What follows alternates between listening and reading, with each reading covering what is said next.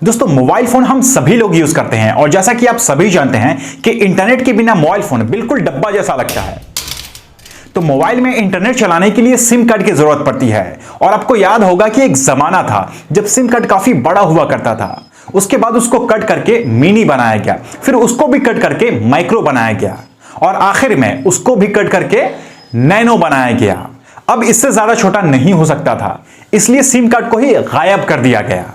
मतलब ये कि अब मोबाइल में सिम कार्ड नहीं लगेगी, फिर भी आप कॉल कर सकते हैं, इंटरनेट वगैरह हर एक चीज एक्सेस कर सकते हैं। लेकिन कैसे? तो मैं आपको बता दूं कि ई सिम की मदद से। और मुझे पता है कि आप कंफ्यूज हो रहे हैं, तो ये वीडियो देखने के बाद आपका पूरा कंफ्यूजन दूर हो जाएगा। तो दोस्तों ये है ई सिम और ये हम है और नीचे सब्सक्राइब का बटन दिया हुआ है, तो जल्दी से चैनल को सब्सक्राइब कर लें। खैर हम मुद्दे की बात करते हैं। आज का मुद्दा हमारा कि मोबाइल में बिना सिम कार्ड लगाए कॉल कैसे कर सकते हैं और इंटरनेट वगैरह कैसे एक्सेस कर सकते हैं, कैसे यूज कर सकते हैं। तो मैंने आपको थोड़ा सा हिंट दे दिया कि ई सिम की मदद से हम सारी चीजें कर सकते हैं, पर एक्चुअल में ई सिम क्या होता है, यह कैसे काम करता है। तो यह समझने से पहले हमें यह समझना होगा कि अभी जो हम लोग सिम कार्ड यूज कर रहे हैं वो कैसे काम करता है। और यह समझना इसलिए जरूरी है, जैसे मान लीजिए कोई मूवी हो गया, लाइक कोई मिल गया, तो कोई मिल गया देखेंगे तो अभी तो आपको क्रिश समझ आएगा ना। ठीक उसी तरह अभी जो हम लोग सिम कार्ड यूज कर रहे हैं वो हो गया कोई मिल गया, और ई सिम जो है वो हो गया क्रिश, यानी पार्ट 1 पार्ट 2, यानी सिम पार्ट 1 और ई सिम पार्ट 2।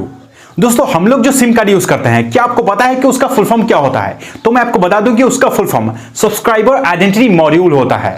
बेसिकली सिम के अंदर आपकी वो जानकारी होती है जो टेलीकॉम कंपनी लाइक एयरटेल, जियो, वीआई, बीएसएनएल वगैरह उन सभी को आपकी पहचान बताती है। उसके बाद ही टेलीकॉम कंपनी अपना नेटवर्क यूज करने की परमिशन देती है, यानी इजाजत देती है। तभी आप मोबाइल से कॉल कर पाते हैं या फिर इंटरनेट वगैरह एक्सेस कर पाते हैं, यानी यूज कर पाते हैं। दोस्तों ई सिम जो है वो इंडिया में लॉन्च हो चुका है। अगर हम टेलीकॉम ऑपरेटर की बात करें तो एयरटेल, जियो, वीआई वगैरह ये सब ई सिम सर्विस प्रोवाइड करती है। ई सिम के एडवांटेज क्या क्या है और डिसएडवांटेज क्या है वो आज हम डिस्कस करने वाले हैं।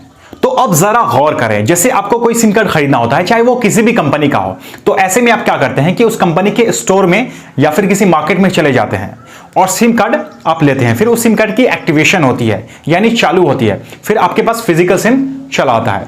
फिजिकल सिम बोले तो ये, जिसे हम टच कर सकते हैं, यानी छू सकते हैं।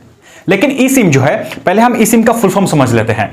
ई सिम का फुल फॉर्म होता है एम्बेडेड सिम, और इसे यूआईसीसी यानी embedded universal integrated circuit card भी कहते हैं। आप घबराएं नहीं, मैं आपको बिल्कुल आसान से भी आसान भाषा में समझाने की कोशिश करूंगा ताकि आप सभी लोग समझ पाएं। दोस्तों अभी जितने भी प्रीमियम फोन आ रहे हैं उन सभी फोन में एक इंटीग्रेटेड सिम चिप लगी होती है जो कि रीराइटेबल होती है। मतलब यह कि अगर आप उस फोन को लेंगे तो उसमें आपको सिम कार्ड लगाने की जरूरत नहीं पड़ेगी। क्यों? क्योंकि उसमें एक ऑलरेडी सिम चिप लगी होगी।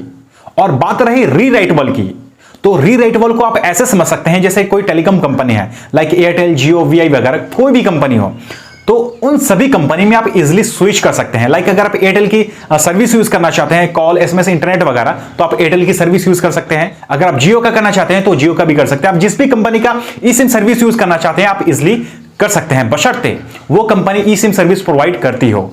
तो ये चीज आपको क्लियरली समझ आ गया होगा कि ई सिम का फंडा कुछ ऐसा है कि फोन में सिम कार्ड लगाने की जरूरत नहीं पड़ती है। वो पहले से ही फोन के मदरबोर्ड में एक इंटीग्रेटेड सिम चिप लगी होती है और सॉफ्टवेयर के माध्यम से अपडेट हो जाया करता है। आप इसे ऐसे भी समझ सकते हैं कि सॉफ्टवेयर के माध्यम से ई सिम को एक्टिवेट करते हैं। अगर हम बात करें एयरटेल की, तो एयरटेल में यह फैसिलिटी मिल जाती है कि आप घर बैठे ई सिम को एक्टिवेट कर सकते हैं। लेकिन कैसे? तो मैं आपको बता दूं कि ई सिम को एक्टिवेट करने के लिए आप मैसेज में जाएं और टाइप करें ई सिम और फिर बीच में स्पेस दें और अपना रजिस्टर्ड ईमेल आईडी डालकर 1 to 1 पर सेंड कर दें। फिर उधर से एक एसएमएस मिलेगा एज अ कंफर्मेशन के लिए कि आपने ई सिम के लिए रिक्वेस्ट डाला है। तो आप एक डायल करें, मतलब एक रिप्लाई करें, तो फिर आप एक लिखकर सेंड कर दें। तो फिर उधर से एक एसएमएस आएगा, thank you, we will call you shortly. तो लगभग 30 सेकंड के आसपास में एक कॉल आ जाएगा जो कि कंप्यूटराइज कॉल होगा और आपसे कहा जाएगा इस सिम बदलने के अनुरोध को जारी रखने के लिए एक दबाएं। तो फिर आप एक डायल करेंगे। तो एक डायल करने के बाद आपको एक मेल आएगा जिसमें एक क्यूआर कोड होगा। तो फिर आप उस क्यूआर कोड को स्कैन करके ई सिम को एक्टिवेट कर सकते हैं।